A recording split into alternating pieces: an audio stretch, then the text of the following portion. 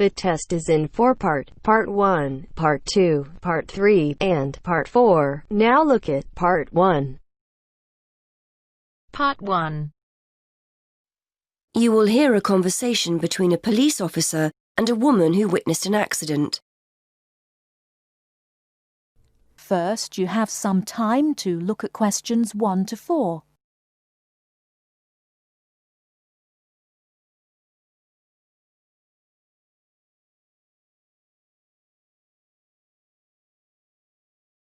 Now we shall begin. You should answer the questions as you listen, because you will not hear the recording a second time. Listen carefully and answer questions 1 to 4. Hello, madam. I understand you witnessed the accident. Have you got a few minutes to tell me what you saw? Yes, no problem. I don't have to be back at work for a while, so I'm pleased to help. Did you actually see what happened? Yes, I was standing over there, near the bus stop. I was on my way to get something for lunch and just happened to be looking at a shop across the road. That's when I saw the red car come out from the junction over there. You don't happen to know what time it occurred, do you? Well, I left work for my lunch break at 1, and it's only about 10 minutes walk away, the office, I mean. So it might have been about 1:10. Although I did pop into the shop for something, so it was probably closer to 1:15. So it pulled out of Monk's Road, that's the road over there, straight onto High Street. That's right, yes. Did you get a view of who was in the car? There were 3 of them. 2 in the front, the driver of course, someone in the passenger seat, and there was someone in the back. They were quite young. I doubt if they were much older than 20.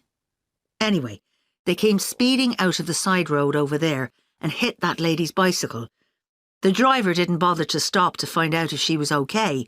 He just drove off along the main road towards the town centre. Is the woman okay? She should be fine. She banged her head when she came off the bike, so we've called for an ambulance. They always like to check you out in case you have concussion. But no, she seems fine. Before you hear the rest of the conversation, you have some time to look at questions 5 to 10.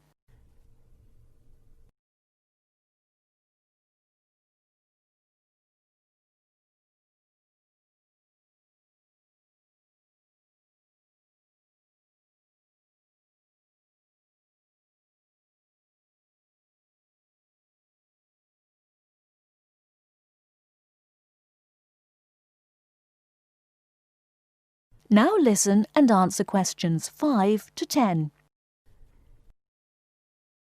The bike doesn't look too good, though. I don't think she'll be using that again. I suppose she was very lucky, really. If they'd hit her instead of the front wheel, she could have been seriously injured. It looked like they were just in a hurry and didn't want to stop at the junction.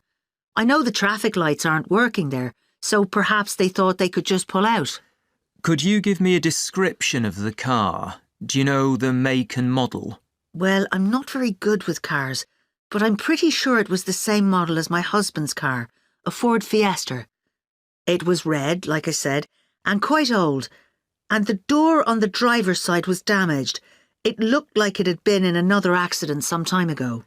I don't suppose you had a chance to take down the registration number, did you? I did, actually. Let me see. Y48BYW. Will that help you trace them?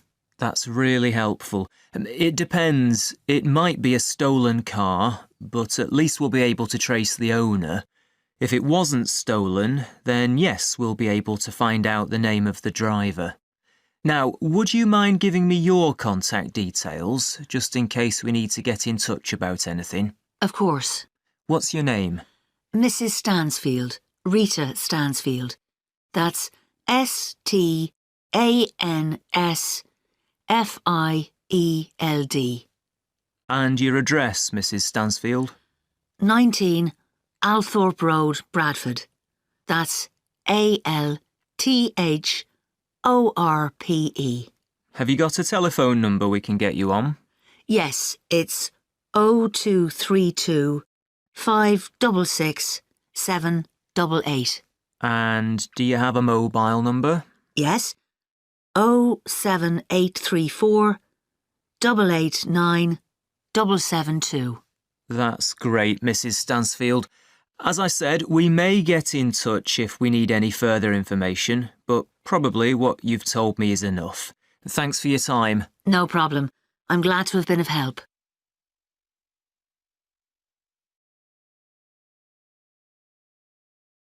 That is the end of part 1. You now have half a minute to check your answers.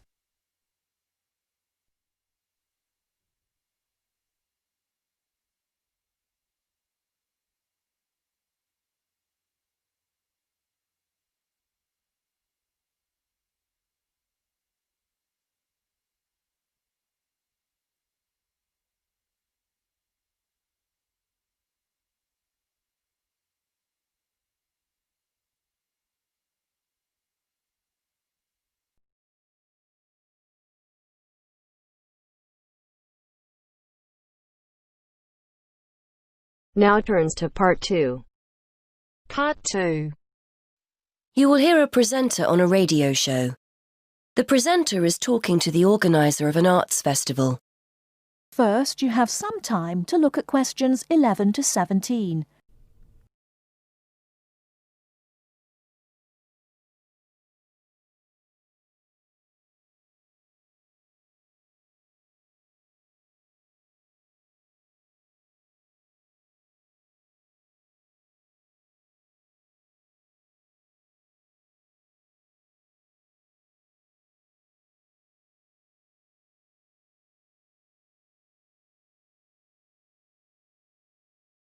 Now, listen carefully and answer questions 11 to 17. Hi again. I'm joined today by Ben Knightley from the Media and Arts Centre. He's here to tell us about the launch of the city's Arts Festival. Hi, Ben. This year has a particular focus, doesn't it? It does, yes. This year we want to encourage more people who would not normally describe themselves as being creative to get involved with some of our many events and workshops. Not simply turning up as spectators, but to get involved themselves, to get their hands dirty, as it were. There's such a wide offering this year that I'm sure we'll have something to suit all tastes. You were telling me earlier how beneficial being creative can be for us. Absolutely.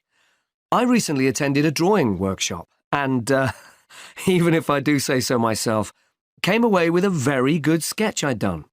But what was particularly surprising for me was my feeling of pride and joy when I looked at the sketch again and showed it to the family. It really took me back to the feelings I had as a youngster when I'd made something. I realised that, even as an adult, we can get just as much pleasure and happiness from creative activity. Actually, research has shown that the more we allow ourselves to be creative, the happier we feel. And the more positive our frame of mind, the more creative and the more curious we become about the world we live in.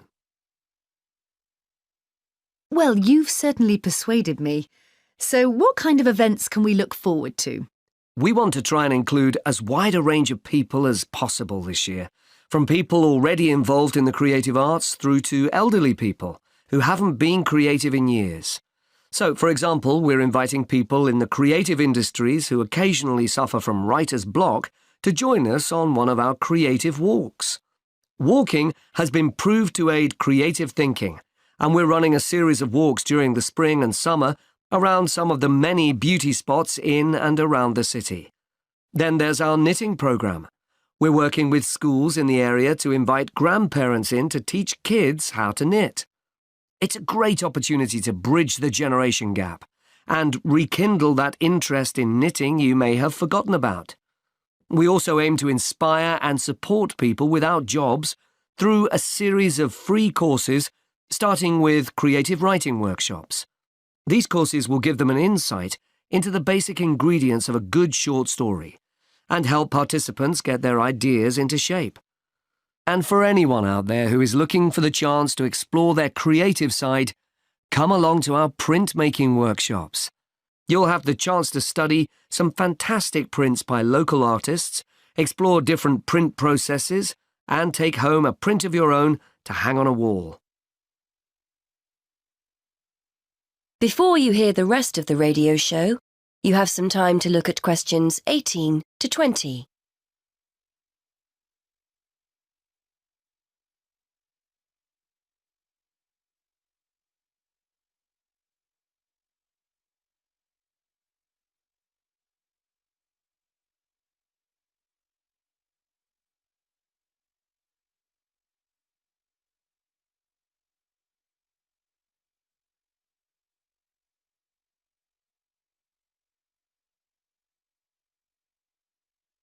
Now listen and answer questions 18 to 20. Excellent. So how do we go about getting involved? If anyone is interested in joining one of these sessions, it's important that you contact us first, as places need to be booked beforehand. We ran similar sessions last year and demand was high. As I said previously, there's no charge for any of the workshops, and materials, where appropriate, will be provided on the day. You can get further information on our website, and if you don't have access to the internet, call us on 514-2261. The booking office is open Monday to Friday from 9 to 5, but closes early on a Saturday at 12:30. Many thanks, Ben.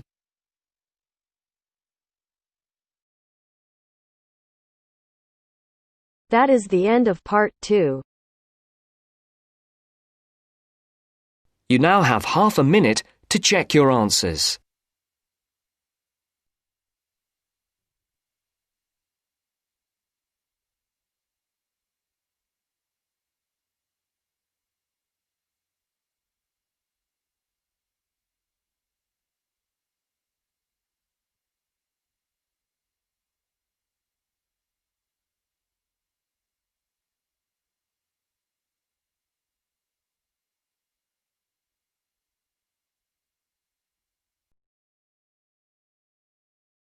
Now turns to part 3. Part 3. You will hear a conversation between a university tutor and a student who has recently started at the university. First, you have some time to look at questions 21 to 25.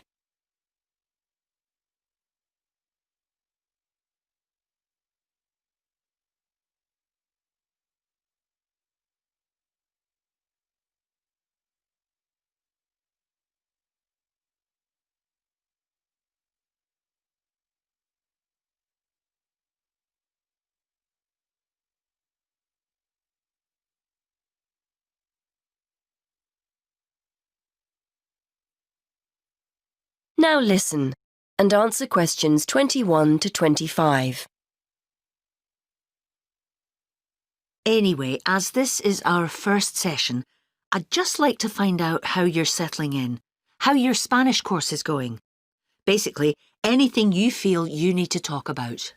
I'm okay, I suppose. I'm settling into my studies, and I'm finding the course interesting. I've got a free day on Wednesday, which is good, and the lectures and tutorials on the other 4 days. Yeah, I'm getting into the swing of things. I'm just missing home a little, that's all. OK. Well, if it makes you feel any better, I reckon half the students I speak with are a little homesick. It's only natural. Is this the first time you've lived away from home? Yes, I was thinking just this morning that I've never spent so long away from my friends and family before. I've been back home on one occasion since I started in September, but it's so expensive to get down to London by train that I can't go very often. Well, don't be too hard on yourself, Kevin. It's quite a lot to deal with at first, isn't it? Moving to a new city, being responsible for everything for the first time ever, shopping, cooking, etc. Then making new friends, and then there's your studies, of course, and getting organised. Are you living on campus or in town? On campus, in halls of residence. It's not as cheap as renting a room in a house, but I thought it would be a good way of meeting new students. We're all in and out of the kitchen during the day, so it's not difficult to socialise. Like you say, I'm just a bit homesick. I'm sure that you'll find things get better over the next few weeks. Everything's new for you at the moment and a little overwhelming. But you'll get into a routine and start to feel more settled. What about Freshers' Week?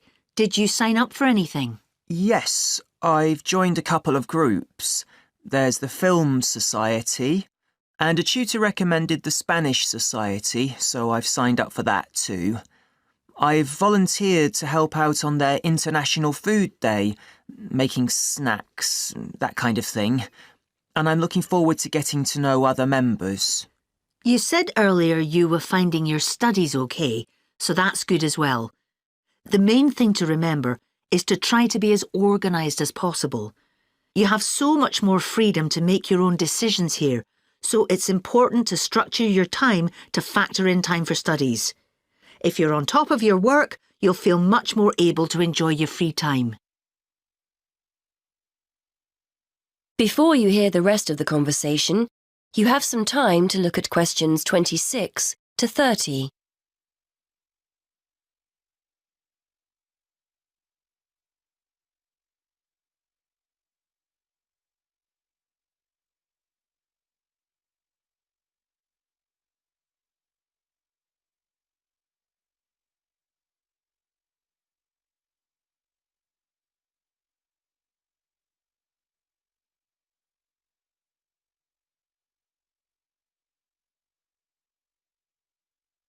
Now listen and answer questions 26 to 30. I was hoping you could help me with my essay writing. I seem to be spending ages writing and rewriting essays and, well... The best bet is for you to sign up to the University Writing Tutorial Service. They have people who are in place to support students specifically with these problems. To join, just fill in the application form and give them a sample of your work. Brilliant. I didn't know anything about that. Can I give them one of my essays to look at? They won't give you feedback on a complete essay, I'm afraid, as they may not be subject experts. It's really aimed at developing your academic writing skills. Ideally, you should write something between 1,000 to 1,500 words. If you find their page on the university website, they've got a list of general topics you can try. So, do I just turn up, or do I need to make an appointment? I've got an essay deadline coming up soon, so I'd like to get help as soon as possible. You'll need to arrange an appointment. The first step is to sign up for the service. Download the application form and essay title from the webpage. Don't forget to state when you're available for tutorials on the form. Email the essay and form to the team and they'll get back to you with an appointment time. It usually takes about 1 week from when they first receive your essay to arrange an appointment. You're usually given 1 tutorial a term, but they may offer you further sessions if they think you need them. OK, I'll do that. Thanks for your help.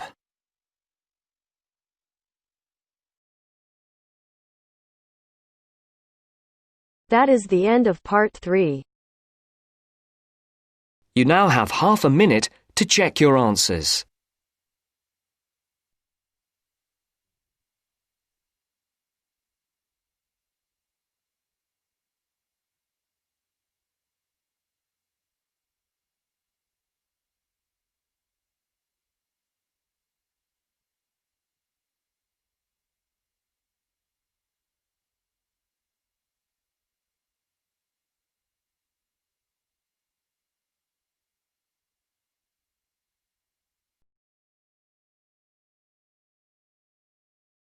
Now turns to part 4.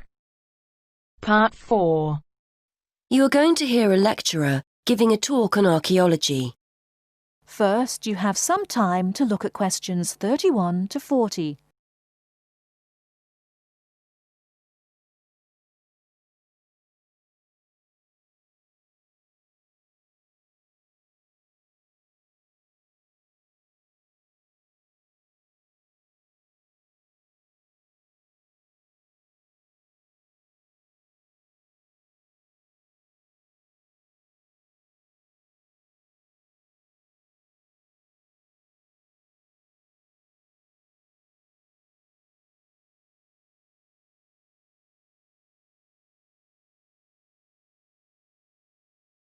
Now listen carefully and answer questions 31 to 40.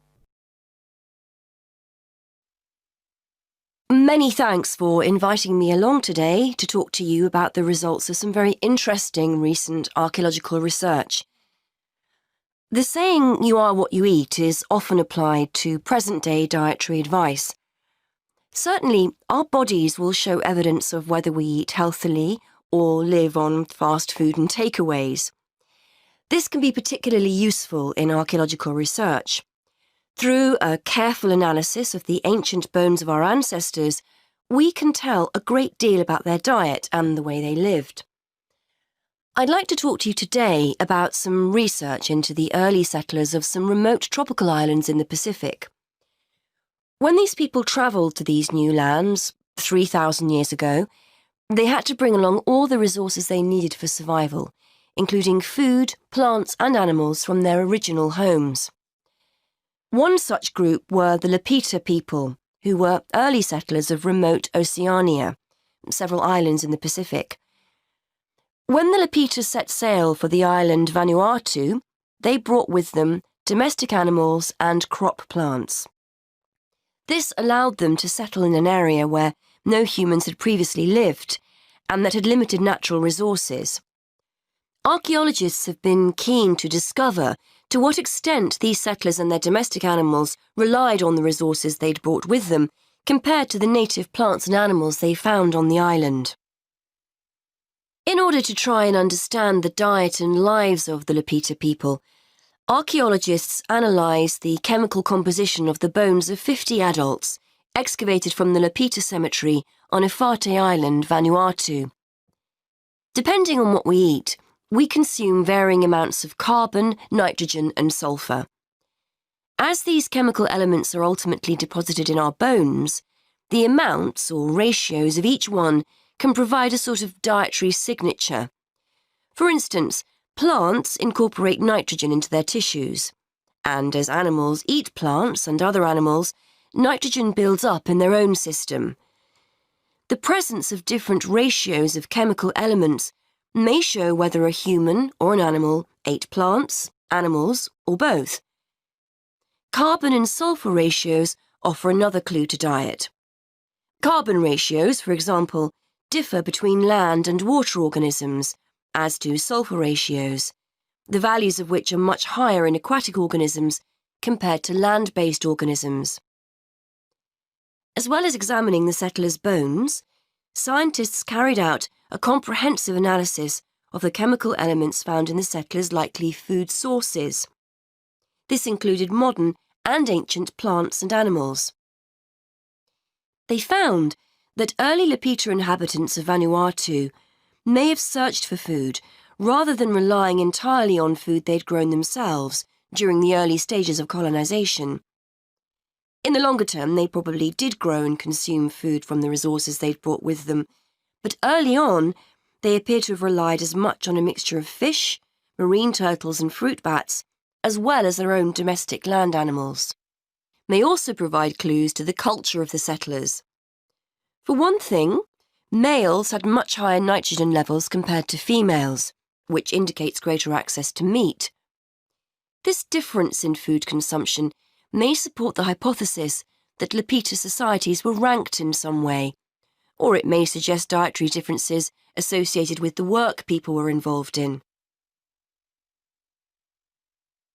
Additionally, the archaeologists analysed ancient pig and chicken bones and found that carbon levels in the settlers' domestic animals indicated that they were eating a diet mainly of plants. However, their nitrogen levels indicate that they may also have roamed freely, eating food such as insects. This would have allowed the Lapita people to keep food resources that were in short supply for themselves, rather than feeding them to their domestic animals.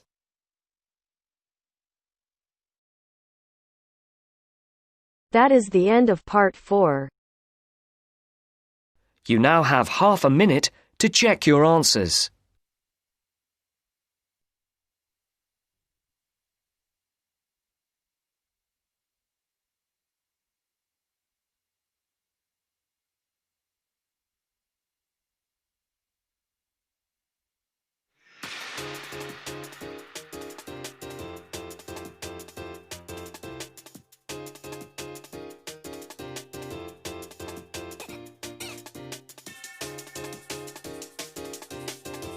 That is the end of the test. You now have 10 minutes to transfer your answers to your Ielts listening answer sheet.